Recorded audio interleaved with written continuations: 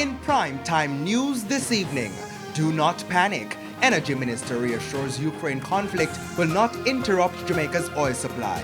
Full face-to-face school as of Monday, but some schools are still not ready. And 10,000 students affected by pandemic learning loss, Education Ministry admits extra attention will be needed.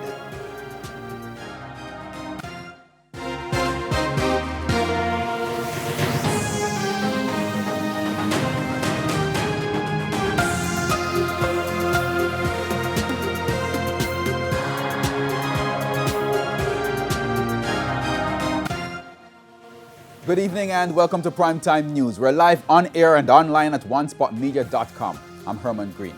Also this evening, the business day, Primetime Sports, sports commentary, E-Prime, and your weather report and forecast. But before the break, here's our feedback question.